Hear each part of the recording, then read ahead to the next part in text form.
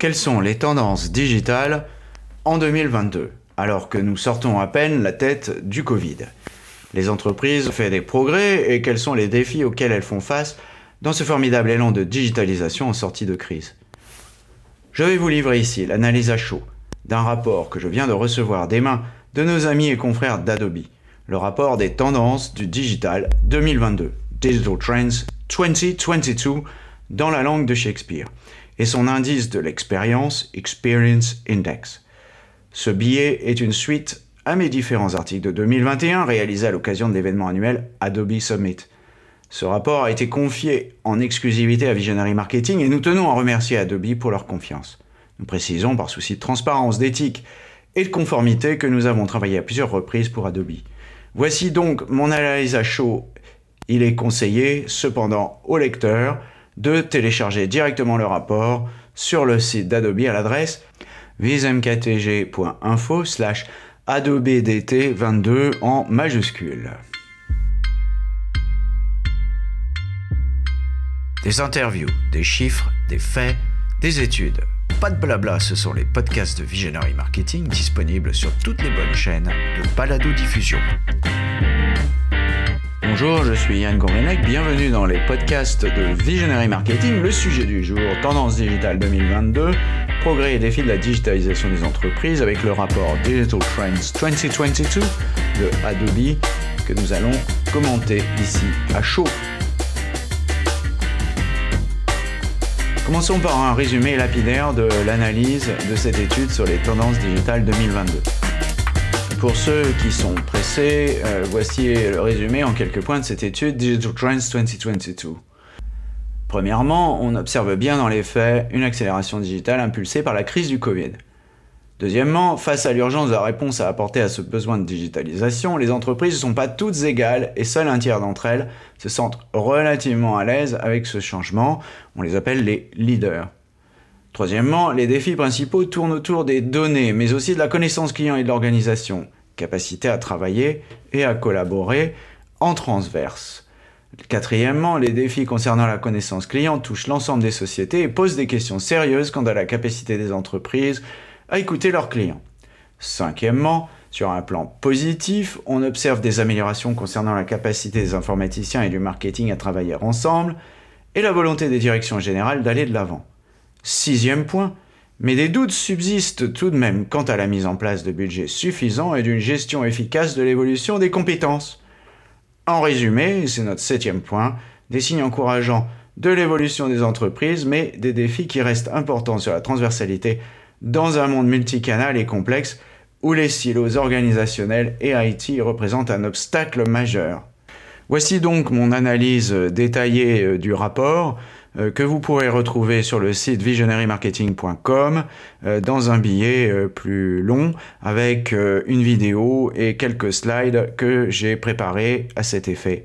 Bonne écoute et n'oubliez pas de télécharger le rapport complet qui comprend des analyses plus détaillées réalisées par eConsultancy et Adobe à l'adresse vismktg.info/AdobeDT22 en majuscule. Bonne écoute. Eh bien, bonjour, je suis Yann Gourvenec de Visionary Marketing. Aujourd'hui est un grand jour puisque je vais vous faire l'analyse à chaud d'un rapport que je viens de récupérer de Adobe 2022 Digital Trends, donc les tendances du digital 2022 avec l'indice de l'expérience, the Experience Index en anglais. C'est un rapport qui est donné en exclusivité aujourd'hui sur Visionary Marketing et je tiens spécialement à remercier Adobe pour sa confiance. Je précise néanmoins d'un point de vue de transparence, ce qui est obligatoire et légalement, un passage obligé d'un point de vue légal, qu'il nous arrive de temps en temps de travailler avec Adobe et donc il faut absolument que je le signale. Ce rapport, vous pourrez le télécharger directement sur le site d'Adobe, vismktg.info/AdobeDT22 en majuscule va vous amener directement sur le bon document. Document qui, le mien en tout cas, qui reprend une partie de ce document original mais seulement une partie, bien entendu, parce que d'une part, je n'ai aucune envie de reproduire à l'identique ce document qu'il faut absolument télécharger, ce PowerPoint n'ayant qu'une seule utilité ici, c'est de soutenir cette présentation qui serait plus difficile à expliquer aujourd'hui si je n'avais pas ça. D'abord, quelques notes méthodologiques avec une étude qui est vraiment impressionnante puisqu'on a presque interrogé 10 000 personnes ici entre novembre et janvier 2022. Environ 6600 qui viennent des bases de données qualifiées de Adobe et puis complétées avec un panel de participants qui ont reçu un incentive. Enfin bon, on le sait, on l'a vu avec Daniel Beau l'autre jour, il n'y a pas spécialement de biais supplémentaire avec l'incentivisation si elle reste, raisonnable, ce qui est souvent le cas dans ces panels. Donc un total de 9455 réponses, avec 70% environ, 67% de marketeurs, et puis un panel qui se partage entre des décideurs, des personnels de direction à 28%, et des personnes de terrain, des praticiens, praticiens du marketing essentiellement, avec une répartition harmonieuse entre B2B, B2C et les deux ensemble. L'intérêt aussi de cette étude, c'est qu'elle a permis de classer les différents répondants et les différentes entreprises selon 3 critères, les leaders, les mainstream et les laggards. Donc vous avez les leaders, bon, ça c'est facile à comprendre. Mainstream, c'est tous ceux qui sont un peu au milieu, dans le milieu du peloton. Et puis vous avez les lanternes rouges qui sont derrière. Alors 7% des répondants dans les lanternes rouges, le milieu, le gros ventre mou 60%, et puis quelques leaders, environ un tiers. Donc comme vous le voyez, le Covid, encore une fois, c'est quelque chose que j'avais déjà remarqué dans les PME il n'y a pas très longtemps. On nous a dit effectivement que la transformation digitale avait pas mal accéléré les choses, et on va le voir ici. Il s'est passé beaucoup de choses pendant le Covid, et c'est d'ailleurs pas fini, mais ça continue. Mais ça ne veut pas dire que la route s'arrête ici. Au contraire, il y a encore beaucoup de travail à faire. Alors pour arriver à ce classement, eh bien, une échelle de 1 à 10, répartie sur 5 mesures différentes, l'agilité à la réponse aux innovations et aux défis, les innovations elles-mêmes, la collaboration avec l'informatique et les technologies, au sens large, le développement des compétences et la formation, puis la diversité et l'inclusion pour finir. Alors, on l'a dit, le Covid a accéléré la vitesse du changement. Ça, tout le monde l'avait remarqué. Par contre, ça n'a pas véritablement initié le changement. Comme le dit la personne, le Head of Customer Engagement là, de Ford, eh bien, ils étaient déjà en train de travailler sur des parcours clients beaucoup plus digitaux, chez Ford en tout cas. Au moment où ils étaient en train de travailler sur ces sujets-là, poum, la pandémie a mis tout le monde chez soi, et elle continue d'ailleurs de le faire régulièrement par intervalle, puisque ici on n'en est pas encore tout à fait sorti au moment où je parle. Et donc du coup, ça a accéléré énormément les choses. On peut pas dire que ça fait naître les choses, pour ces clients-là en tout cas.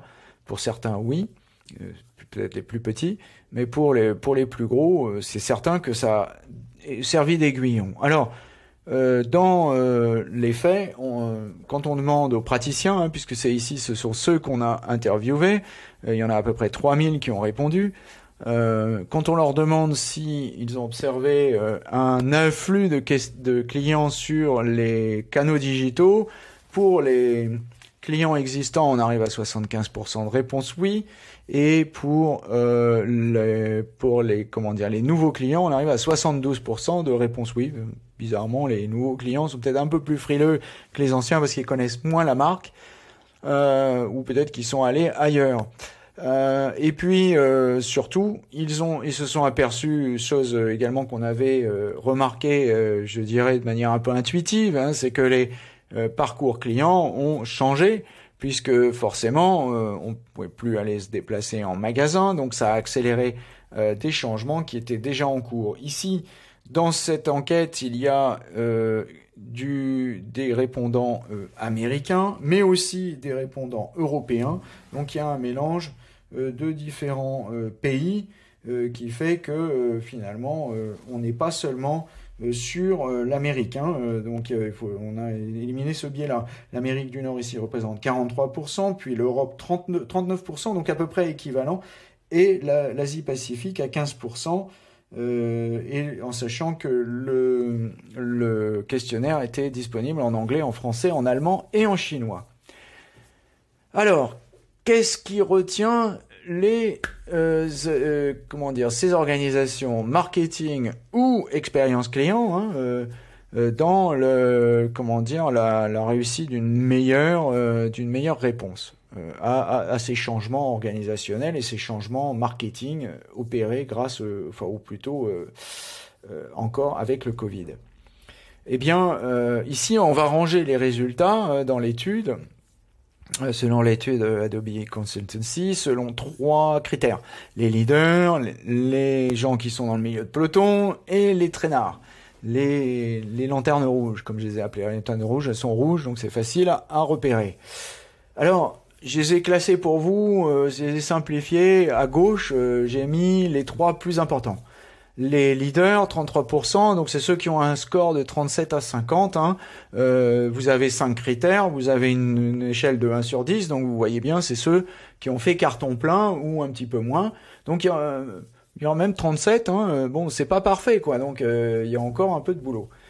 Premièrement, les gens on va avoir cette confirmation dans une seconde, les organisations qui répondent bien aux nouveaux défis sont celles qui ont réussi à faire claquer les silos et à parler en travers de l'organisation. On a déjà traité ça sur Visionary Marketing en long, en large, en travers.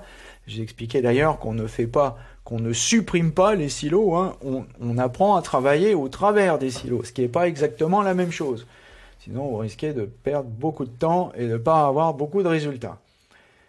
On va avoir quelques problèmes quand même de workflow, forcément, puisque c'est logique. Qui dit travailler dans le biais de l'organisation va parler de partage de responsabilités, de workflow qui vont aller d'un bout à l'autre de l'organisation. Et forcément, ça crée des challenges. 30% à peu près de répondants, c'est pas négligeable, c'est même pas beaucoup moins que les autres si on regarde bien. Et puis l'intégration entre systèmes technologiques, oui, ça c'est une épine que tout le monde a dans le pied. Des systèmes qui se parlent, il n'y a pas que dans les organisations qu'il y a des silos, il y a dans les systèmes d'information aussi, et surtout avec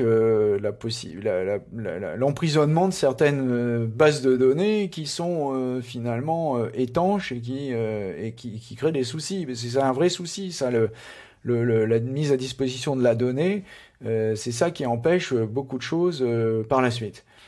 Notamment en expérience client, parce que on l'avait vu avec l'Adobe Summit l'année dernière, en 2021, c'est que le principal challenge pour les entreprises aujourd'hui, c'est d'exploiter cette first party data, la donnée première partie, la donnée en propre, celle qui appartient aux entreprises, celle qui fait qu'on vous appelle Monsieur Martin et qu'on vous appelle pas Monsieur Durand quand vous appelez au téléphone et qu'on sait qui vous êtes et qu'on vous redemande pas pour la millième fois votre adresse et votre numéro de téléphone. Alors, pour ceux qui sont dans le milieu de peloton, qui ont un score moyen de 16 à 36, donc c'est pas terrible quand même 16 à 36 sur 5 critères, et qui représentent 60%, donc c'est le ventre mou, même problème à 42%, intégration entre les systèmes technologiques et problème de discussion entre les SI, on retrouve ce même problème-là. Puis suivi de très près, pareil, des mêmes workflow issues, des mêmes problèmes de workflow dans l'entreprise, et ensuite du manque d'innovation Alors là, j'ai trouvé 3 items qui étaient à peu près aux mêmes valeurs, donc je les ai mis tous les 3 ensemble. Manque d'innovation, manque de connaissance client. Ça, c'est vraiment frappant, quoi. Et d'ailleurs, on comprend bien quand on est client soi-même, c'est un des irritants les plus importants. Et puis, mauvaise qualité des données, ce qui est normal puisque c'est ça aussi qui fait qu'on a une mauvaise connaissance client. Quand on travaille sur beaucoup de clients, on ne peut pas tous les connaître par cœur, donc il faut avoir des données pour pallier ce problème.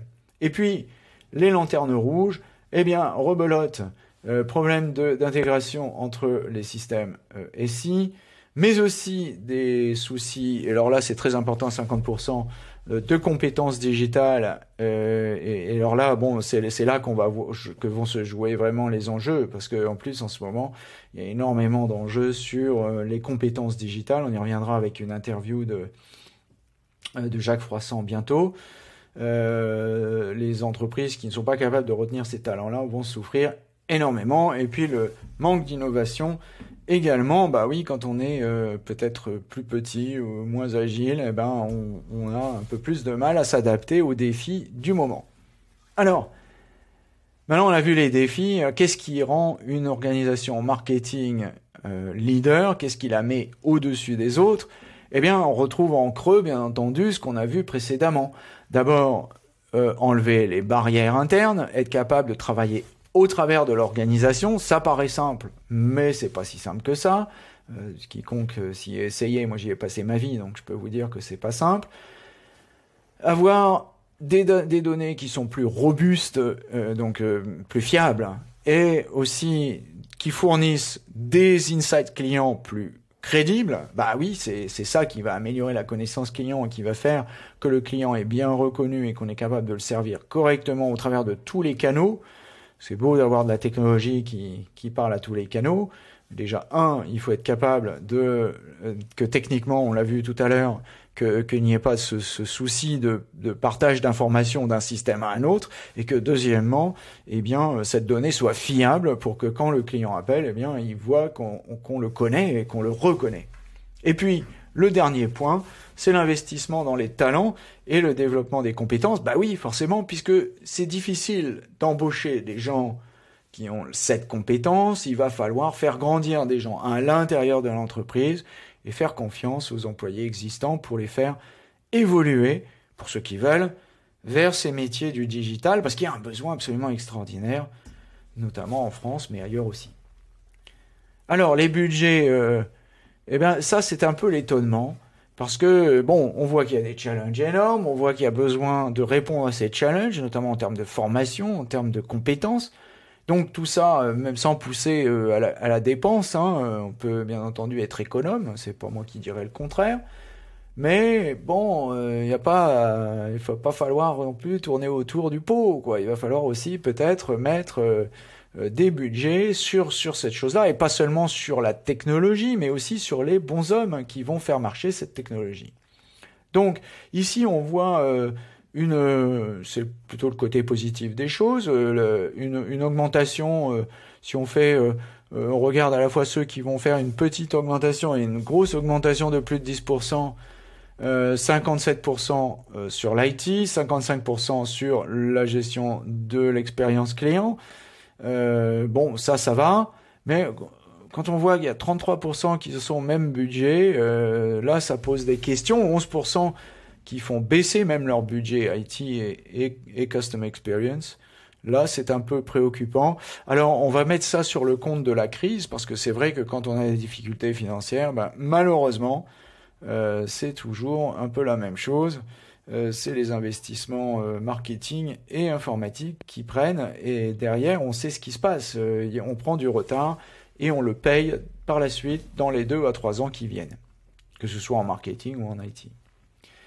Alors, les marketeurs, on a vu les défis, on a vu comment ils y répondent, on a vu comment ils mettent des budgets dessus. Maintenant, comment ils se trouvent? Est-ce qu'ils se trouvent bons ou est-ce qu'ils se trouvent pas bons? Pas trop en fait. Sur le développement des talents et sur la formation, ils se sentent pas très bons. Moyen à 47%.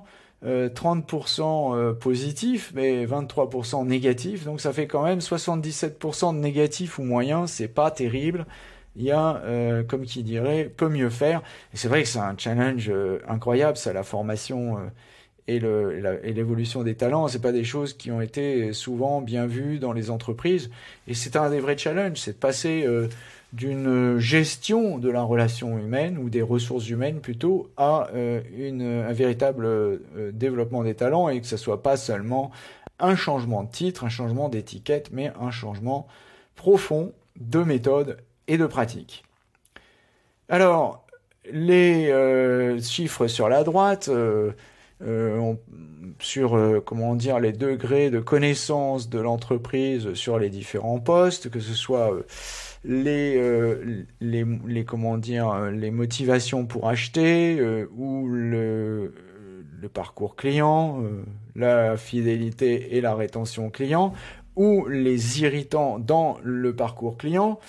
Eh bien là, on va voir effectivement chez les leaders, forcément une bien meilleure connaissance de tous ces éléments. Ceci étant, ça reste quand même modeste, quoi. Ça fait à peu près la moitié des gens, donc ça fait encore la moitié qui ne maîtrisent pas ces éléments-là, qui sont quand même pourtant le b.a.-ba. Bon, c'est quelque chose qui m'étonne toujours. À chaque fois, on se demande, on a des dispositifs maintenant d'études qui permettent de faire des études en continu sans même dépenser énormément d'argent. Être en permanence en train d'écouter ses clients, pour moi, me paraît être un must, c'est obligatoire. Je comprends pas trop ce genre de chiffres. Mais bon, ça ne m'étonne pas en même temps, mais quand même, je trouve ça bizarre. Donc même les leaders, donc sans manquer de connaissance des motivations, des points qui font l'expérience client. Et alors, surtout sur les irritants, là, on voit un manque de connaissances absolument terrible. Alors que pourtant, sur beaucoup de produits, alors c'est sûr, si vous vendez des baramines, c'est un peu plus difficile, mais si vous vendez des produits de grande consommation, c'est quand même relativement simple, puisqu'on est tous à peu près marketeurs, des consommateurs également, donc il suffit de se mettre dans les chaussures d'un client, d'oublier sa casquette de marketeur, de faire le parcours soi-même, et vous voyez très vite le résultat. Si vous vous énervez pas, c'est qu'il y a un problème. Je me souviens d'une présentation récente sur un achat de billets de train par un philosophe qui était assez croustillante. Alors, quand on voit ces difficultés qu'ont les marketeurs à obtenir de la connaissance sur leur organisation, voilà, pourquoi, on peut savoir pourquoi, et quels sont les points de douleur sur ces éléments-là. Eh bien, toujours les mêmes. Voilà, l'accès aux insights au travers de l'organisation, un grand classique. Il faut arriver à parler vraiment au travers de toutes les entités de l'entreprise. C'est un talent, ça demande de la négociation, ça demande de faire travailler les équipes ensemble. C'est normal, c'est naturel. Dès qu'on a 2 ou 3 personnes, il y a des tendances à se mettre les uns contre les autres. C'est comme ça, c'est la nature humaine. Il faut être capable de dépasser cela. Arrêter de faire des incantations au cassage de silos, ça n'existe pas. Il faut apprendre à faire travailler les gens ensemble. C'est un talent de management, ça s'apprend sur le terrain. Bon, voilà, c'est un des b.a.-ba de la conduite du changement. Voilà, et bien entendu, les traînards, eux, sont vraiment mauvais sur tous ces items. Alors, pour faire tout ça, eh bien, la collaboration entre l'informatique et le marketing est importante. Et là, on va décerner un bon point à nos amis de l'IT, puisque donc les directeurs exécutifs, à 90%, déclarent que ils sont tout à fait d'accord sur le fait que leur CIO, CTO est conscient de l'importance du marketing. Alors ça, c'est très important, parce que ça veut dire que donc il y a une conscience, il y a une prise de conscience sur l'importance de travailler ensemble, et ça fait plaisir. Bon, moi, en tant que je dirais, promoteur du travail en commun entre l'IT et le marketing depuis toujours. Ça me réjouit et de voir que les choses sont en train de bouger de ce côté-là. Je pense que c'est vrai que c'est devenu un must. Un marketeur qui ne fait pas de data marketing et qui n'a pas les leviers de la technologie dans ses mains est perdu. Et vice-versa, un homme d'informatique qui n'a pas le marketeur et les maîtrises d'ouvrage derrière lui pour concevoir des systèmes d'information, il est paumé aussi parce qu'il ne peut plus avancer. Donc il leur faut absolument travailler ensemble. Voilà. Donc on voit un travail aussi important en travers de l'organisation sur l'expérience client, ce qui est rassurant. Et puis l'importance aussi de l'expérience digitale pour la croissance. Là, c'est fini. Encore une fois, je répète, c'est pas seulement l'Amérique, c'est le monde entier. Et ici, on n'interviewe que les exécutifs, donc c'est intéressant, c'est les décideurs qui parlent. Au moins, ils sont convaincus. Alors après, il faut être capable de mettre en musique les paroles. C'est pas toujours aussi simple, Mais bon, leur priorité, les data et les insights, c'est logique, on l'a expliqué, comment on peut faire de l'expérience client si on n'a pas les bonnes données, eh bien on ne peut pas le faire, donc c'est bien par là que ça commence, on est bien d'accord. Le contenu, c'est pas moi qui vais vous dire le contraire, le Digital Asset Management qui est aussi un point important qui va permettre de capitaliser sur les contenus dans l'entreprise et éviter d'avoir, des contenus qui sont éclatés.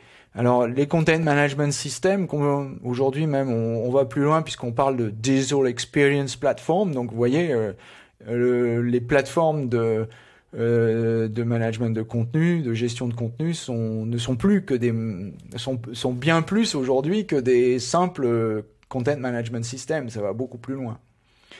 Et puis, les parcours clients, là, quand on voit les résultats précédents, on se dit qu'il y a un gros travail. Donc, c'est une priorité. Mais il va vraiment falloir travailler là-dessus. L'architecture des données, ça va de soi. C'est ce qui va permettre aussi les data et les insights. C'est que si les data sont mal architecturées, et surtout qu'elles sont prisonnières de certains systèmes qui ne se partagent pas avec les autres, eh bien, on arrive à des duplications d'informations, à des informations qui sont peu fiables. Et donc, eh bien, c'est un gros souci, en fait. Voilà, un peu sur le commerce et les ventes. Ok, c'est étonnant de le voir si bas parce que le commerce et les ventes, c'est un des gros défis des années 2020-2030. Donc, oui, ok, je pense que c'est plus que les autres points sont plus importants encore. Mais c'est un gros souci et un gros point de réorganisation dans les entreprises en ce moment. Voilà. Et puis enfin, le project management, ça va de soi puisqu'on parle d'agilité et que en ce sens, bien entendu, la gestion de projet se doit de changer. Et elle se doit de changer pas seulement avec le vocabulaire, mais également dans les faits. Parler d'agilité et faire des incantations à l'agilité, c'est gentil, mais c'est pas forcément très efficace. L'agilité, c'est moins quelque chose qui se discute que quelque chose qui se vit. Donc, il faut beaucoup travailler sur ce sujet-là. Voilà. Encore merci à Adobe et eConsultancy pour ce partage d'informations. Vous pouvez retrouver notre ce rapport de 2022 Digital Trends sur leur site Adobe vismktg.info/adobe-dt22 en majuscule. Et je vous souhaite une bonne journée.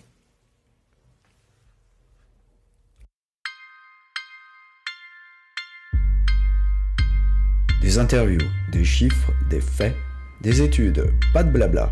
Ce sont les podcasts de Visionary Marketing, disponibles sur toutes les bonnes chaînes de balado-diffusion.